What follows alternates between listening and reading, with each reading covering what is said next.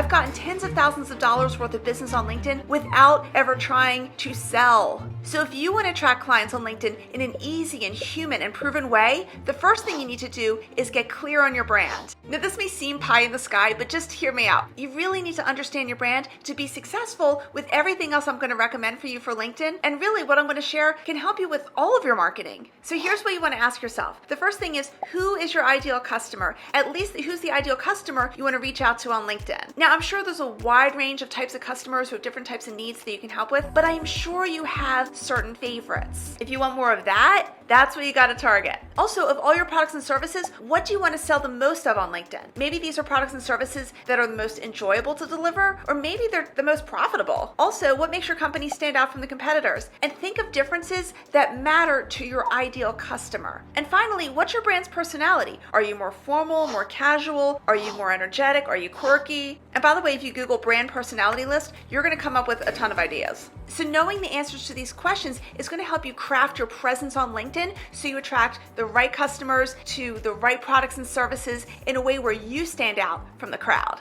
Your next step is to build an awesome rock star profile. Now I'm talking about your personal profile, not your company page. And believe me, I know that intuition would tell us to focus on our company page first, because after all, we probably have a Facebook business page and an Instagram professional account, and we may even have a Twitter account that's dedicated for our business. But LinkedIn is different, and what I've learned is that the magic happens on LinkedIn at the personal profile level. Think of LinkedIn as a 24/7 virtual networking event. When you attend a networking event, you attend as yourself, as a living, breathing human being who represents your company. And you're building trust and relationships as living, breathing human beings. And when you do that, the sales will follow. So while having a LinkedIn company page does have a place, focus most of your time and efforts on building the best profile you can. So let's navigate to your profile. You'll click on Me, then View Profile. And while I could go on for days and days on how to enhance your profile, here are the most important things to focus on. First, complete every section you can. And I know that in general in life, less is more and more is less. But on LinkedIn, more is more. The more sections you fill out and the more you put in those sections, the more serious you'll look about your career and your company. Also, as you're filling things out, use as many keywords as you can, especially as they relate to the top products and services that you want to sell. And that's because the more relevant keywords you use, the more likely you'll show up in LinkedIn searches done by people who are looking for your products or services. And pay special attention to your headline here. That's because not only do people see it immediately when they visit your profile, but this headline also appears when you post something, as well as when you appear in a search. So this headline is prime real estate for promoting your brand. Now you have just 220 characters for this headline, and I do not recommend wasting a single precious character on your job title and possibly not even your company name. For instance, I'm president of Delaware ShoutOut. Woohoo, I'm president because that's what I named myself. But the words president and Delaware ShoutOut appeared nowhere in my headline because I suspect no one cares that I am president of a company named Delaware ShoutOut. No one wakes up in the middle of the night and says, oh my gosh, how can I get me some president of Delaware ShoutOut? That doesn't sound right.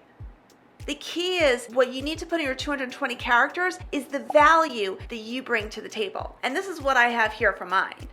And by the way, your company information already appears in the experience section here, which is another reason you don't need to put in your headline above. Also, treat your entire profile like it's your website. So you're going to pay attention to spelling and grammar and capitalization and punctuation. There are too many LinkedIn profiles I've seen out there where it looks like the person spent maybe 5 minutes filling out the bare minimum just to get the profile done and over with. I am so sorry if this sounds judgmental. This actually just breaks my heart because there are people who are presenting themselves in probably not the way they intended to. The more attention you put towards the details, the more professional you look, and the more likely you're going to attract your ideal customers. Also, pay attention to the visuals, in particular your profile picture and your banner image, and that's because humans are visual creatures. With your profile picture, make sure it's a crisp photo and you're smiling. You can also put a cover story here, which is a 30-second video where you introduce yourself even more. Now, very, very few people on LinkedIn are using the cover story feature right now, so if you do it, you'll totally stand out. And by the way, to create the LinkedIn cover story, you have to do it on the LinkedIn mobile app. With the banner image, go for a single striking image, preferably with no words at all if you can, because you're already going to have plenty of words everywhere else in your profile.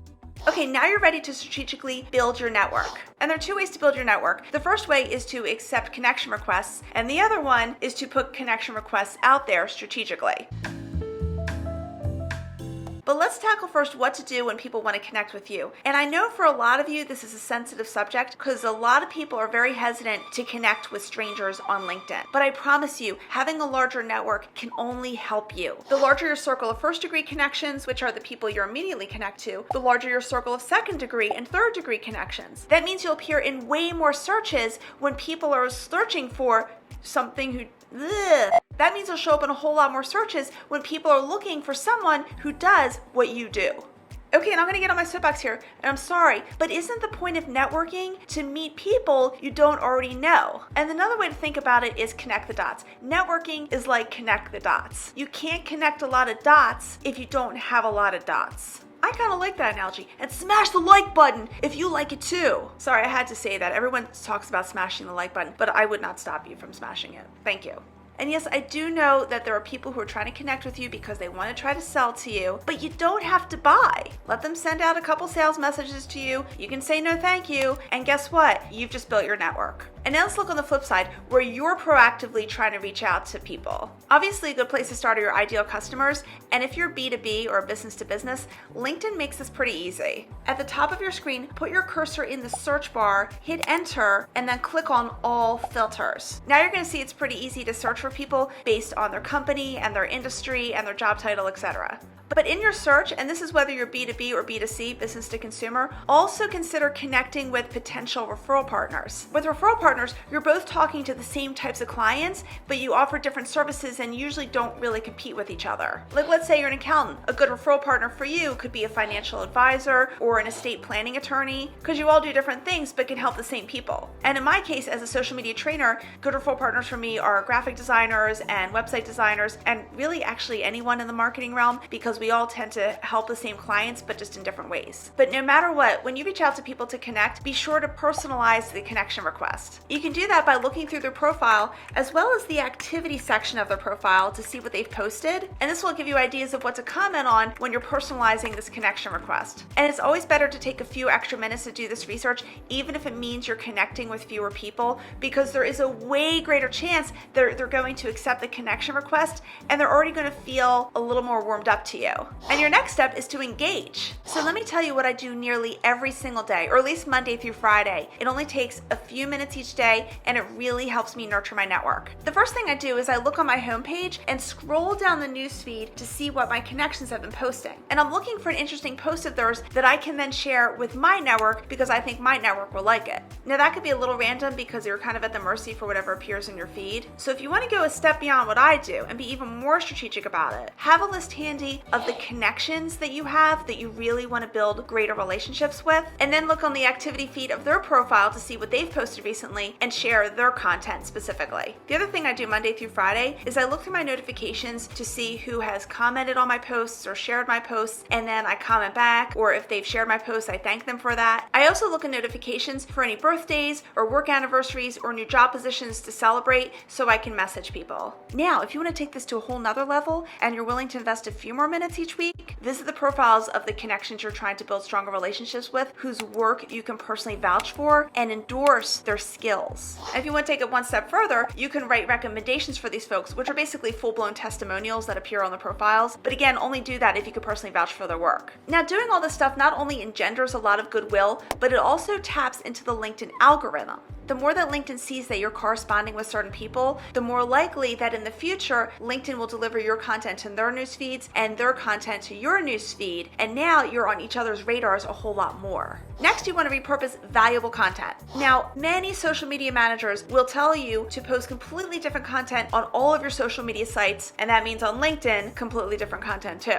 And yes, LinkedIn does have a slightly different vibe than the other social media platforms, but here's what I'm going to say. People's brains function the same way, regardless of what social media site they're on, and they respond to the same stimuli. So if your social media posts share valuable advice, whether it's your own thought leadership or a link to a third-party article, or your posts update people on industry news, or they have a human element like a team member shout out or a client shout out, or maybe even your own personal success story, or if they have humor, or if they have a combination of all the above, then these posts are great for all your social media, and that includes LinkedIn. I don't know about you, but I don't like complicating things. I just want things simple. Just post it everywhere. Besides, do you have time to create completely different content for all your social media sites, including LinkedIn? If you're a small business owner like I am, you probably don't. So So I recommend using a pre-scheduling tool like Hootsuite or Buffer, where you can write your posts to go out on multiple social media sites and have them scheduled out for when you want them to go out. And speaking of content, be sure to sneak in video whenever you can for LinkedIn and for all your social media. On LinkedIn, video is so undersaturated, so you will totally stand out when you use video. Video also gives you a chance to build your credibility a whole lot faster because your ideal customers are seeing you more in action and they kind of get to know you better, and that totally shortens the sales cycle. I know that video can cause a whole lot of anxiety, and that's what kept me from doing video for years. But now that I'm doing video, it's been a game changer for my business, and LinkedIn is the perfect place to get video out there. And if you're feeling stuck about content ideas and creating a system, check out this video in the top right corner. You're going to learn how to create the easiest content calendar ever. This is a calendar that will help you stay strategic with your content, but in a really easy way that you can continue month after month. Thank you so much, and see you in the next video.